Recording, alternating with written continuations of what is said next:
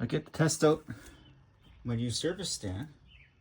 It's a cheapo OMT one. Came with a chain cleaner and used the ratchet. Hey, it came with gloves. Anyway, the reason I'm here, this is expensive because I can't go to work today. Front wheel bearing. That's not good. That's really not good. Right?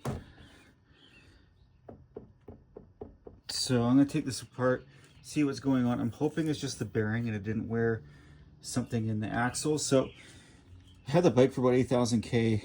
I had a new front tire put on it when I bought it. I had 10,000 on when I bought it. I don't know if maybe they forgot a shim or something, because the bike always kind of pulled right since I got it. But I mean, I crashed it a couple times, and it could just be from that. But I got to take this all apart, see what's going on. I want to change the tires anyway, so.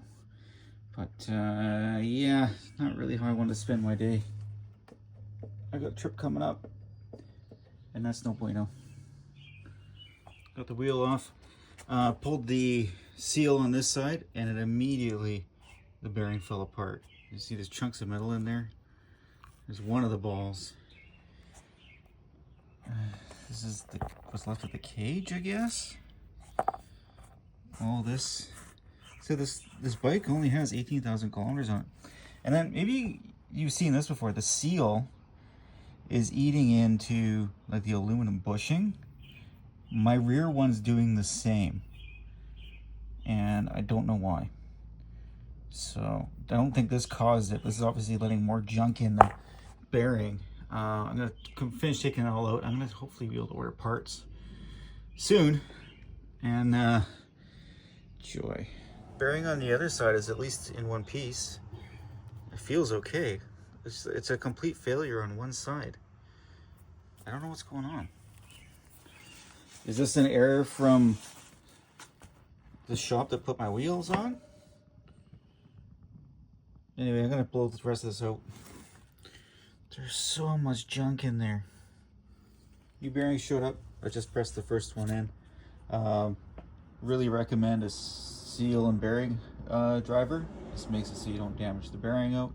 The biggest thing to keep in mind is you can't actually just use the old race and then grind it down so it doesn't get stuck anymore.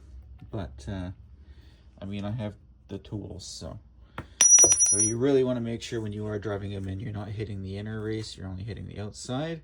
You're going to keep driving it till the noise changes. We're going to make sure we have room to put a new seal in. So yeah, bearing goes in on this side, flip it over, put the spacer in. This guy goes in the middle before you put the other bearing in on the other side. Otherwise, you're going to have to take it all apart again. So bearings in on that side, I just flipped it over.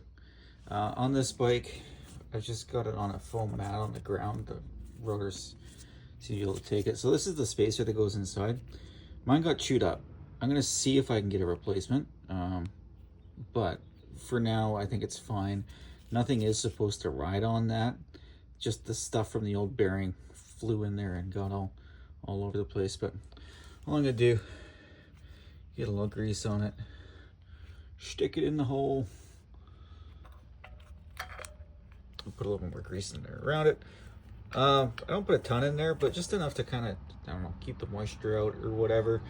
But put that in there, put the new bearing on this side and the new seal, and then fit it back in the bike and hopefully be able to ride to work today. Before I forget, one of the things I always do is inside of the seal, I like to pack it with grease. And what that kind of does is it means that the spring is less likely to pop out on install and kind of hold stuff in place. And you want to put a little bit of grease just on the inside of the run there too. Just using the waterproof Maxima stuff. Yep. And then bearing kit for the 23-800DE.